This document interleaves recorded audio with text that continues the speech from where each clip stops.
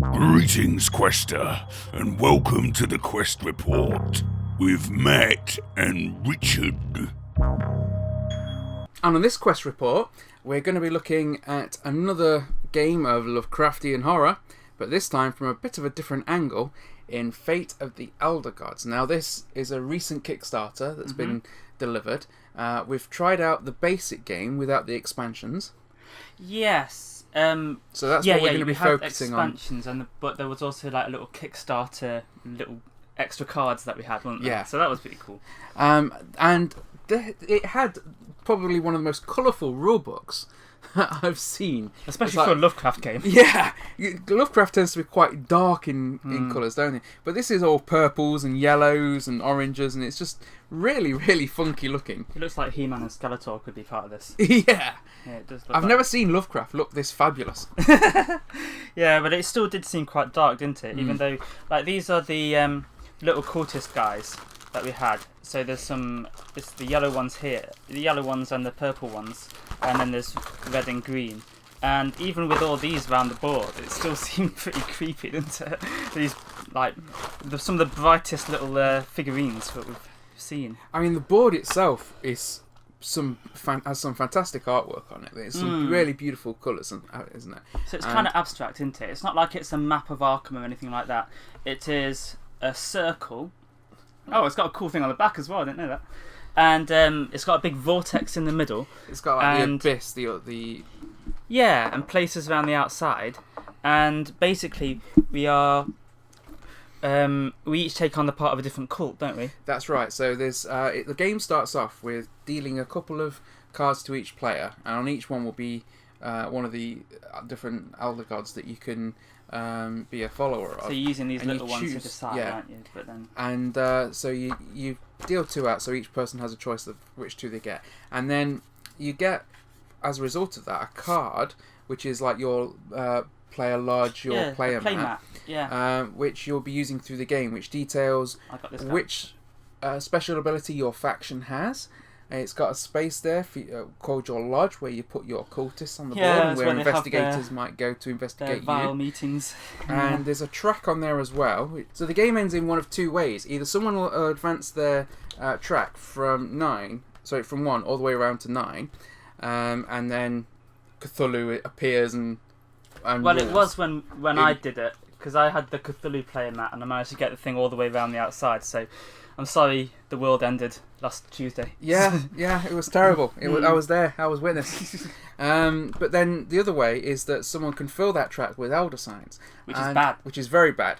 And once someone's track is filled with elder signs, and it's surprisingly easy for that to happen. Yeah, yours got quite full quite quickly, didn't it? Yeah. That player then loses, and then it's whoever of the remaining players has the least elder signs on their track. They will win. So there's 2 different ways to trigger the end game here. Can either be the best or the least bad. Yes. So, yeah. And I like that. I think that's quite a nice mechanic. Sometimes I just think, well, I'm probably not the best here, but at least I'm the least bad. Yeah, that's it, yeah. And it's a nicer way of saying that I've won.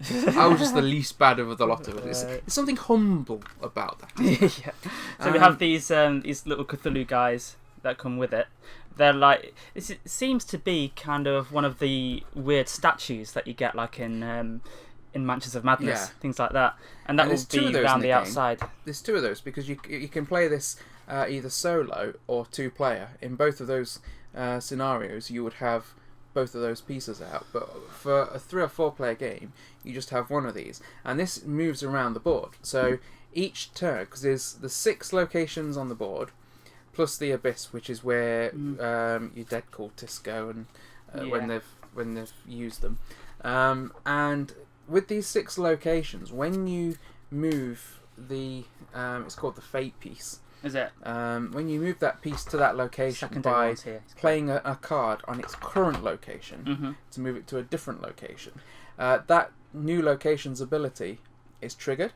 Yeah. And then if you've got more pieces there than anybody else, or if you roll for a temporary control die and you get a Cthulhu symbol, which is like a 6, then you can use its secondary ability as well. Yeah. And that is basically how you do different things in the game. That's the main way of triggering certain effects. Yeah, because we can be a bit too specific with it. Basically, your turn is you move this guy to somewhere else and with one of your cards. That ability. And do a thing there. So basically, we are all moving this.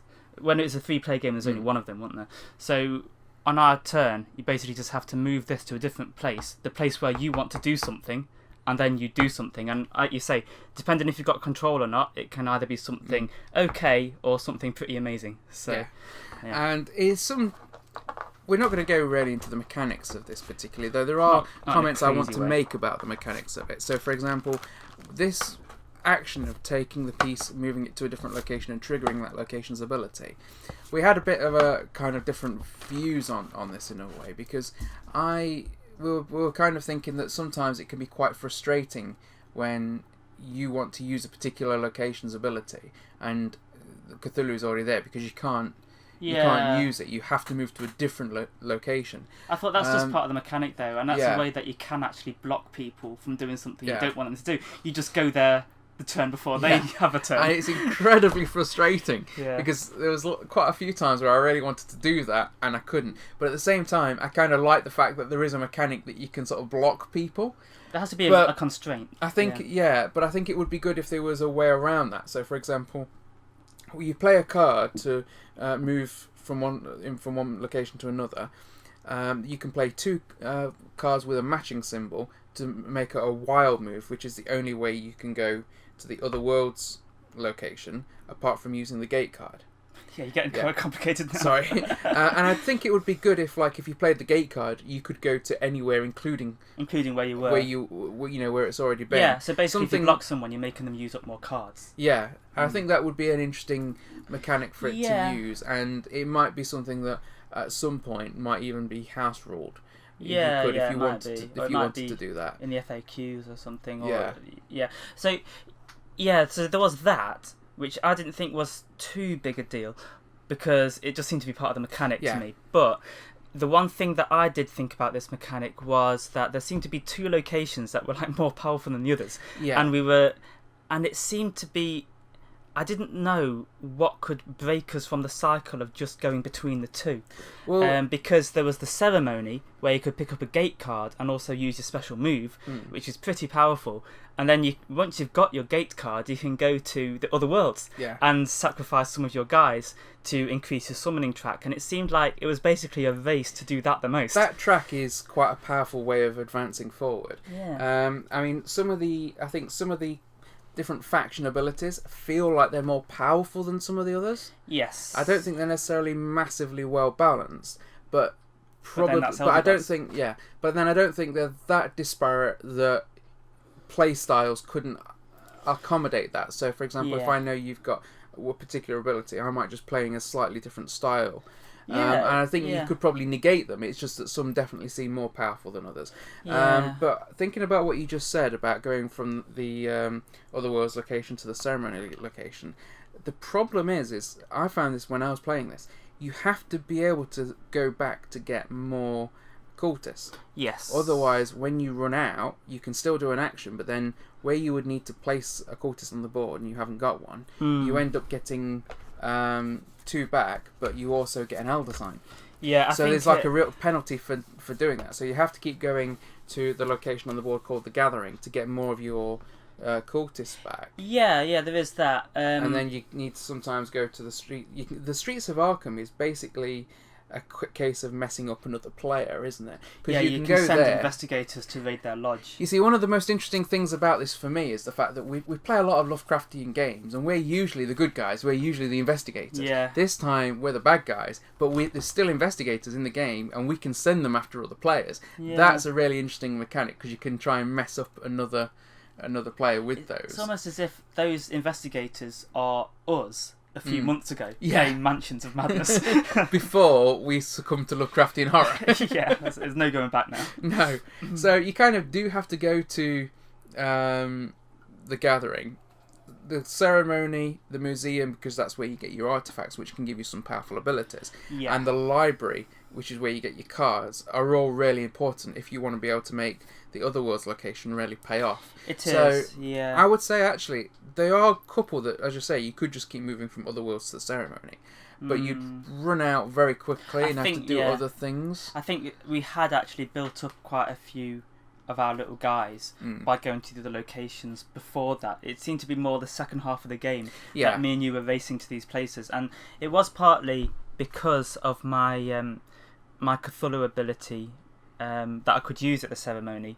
I think that kind of helped me to get back some of my cultists. So that kind of helped. So yeah, like you were saying, I think it depends on what special abilities each person has, which is going to be different each game because it is a bit randomised, isn't it?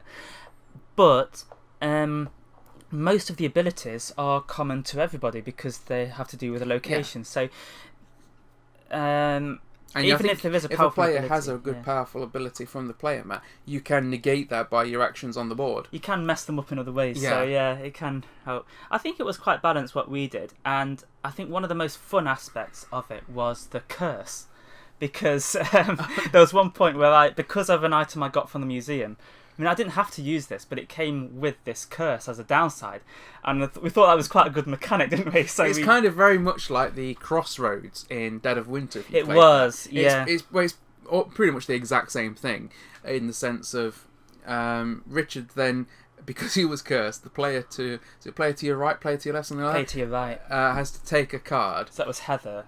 And she really enjoyed having that over my head for a long time. It's like every time you were going to do something on the board, it's like, hey.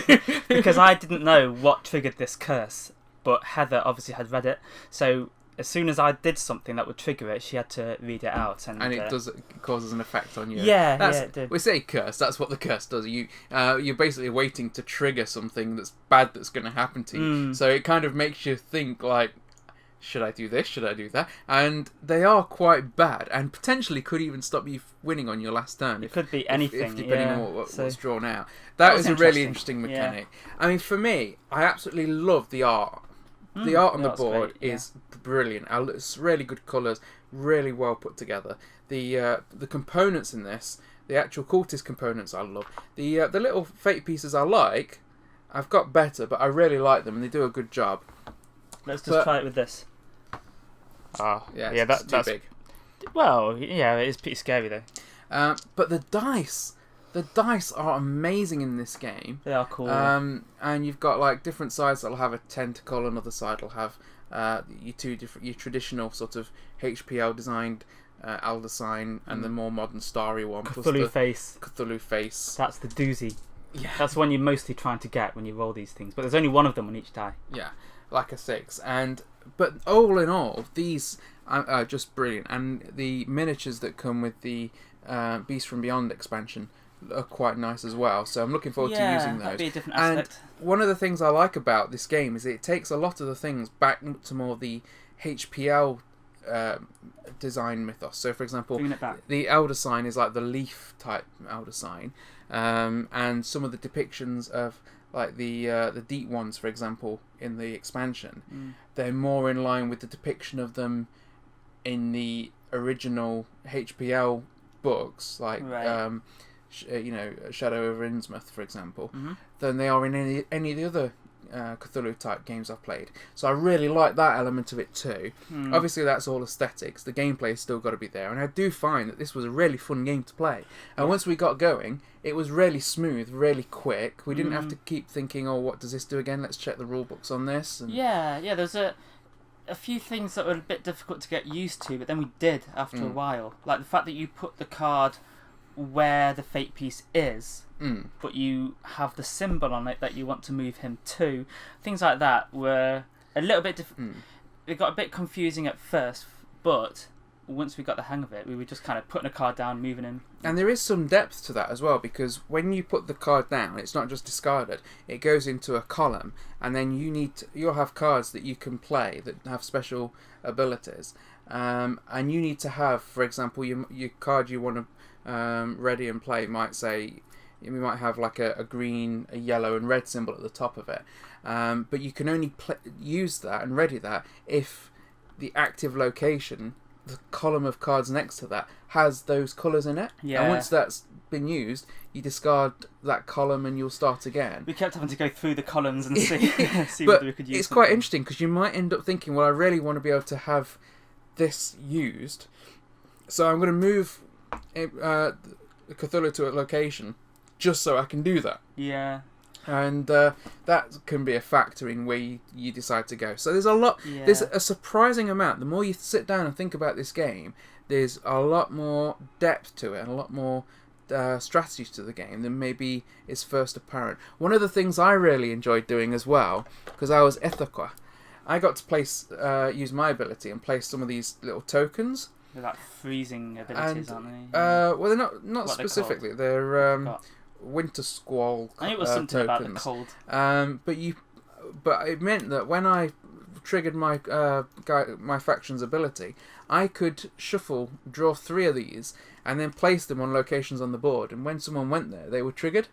You kept messing things up for us, yeah. So that really was fun because I kind of knew what was in certain locations, and I got to put them places where I thought you guys wanted to go to, and I really enjoyed that. So there is, as I say, there's a lot to this game. I personally would recommend this. I think, especially if you like Lovecraft, you definitely want to try this out because it's something different to the normal Arkham Horror type games. Yes, yeah, I love this game. Yeah, like you say, it's a bit weird for us to be playing from the other side for once. But if you're gonna do that, then you want it to be like a scary circular board with a monster that's moving around it, and basically just trying to keep away from very generic type of investigators. I mean, we don't care about them too much, other than the fact that they're in our way, and just seeing it from the cultist point of view for once is really interesting, and the mechanics seem to work really well. And like you say, it flowed really well, and yeah, I would definitely recommend this game as well. Turns were really quick. People knew what they were doing very quickly. You didn't have to think about too much. Yeah, definitely one for your Lovecraft fans out there. Farewell, Quester. To find out about other productions by the Meddlesome Meeples, then check out our channel or rendezvous with us at meddlesomemeeples.com. Until next time, Quester, farewell and keep thine axe sharp.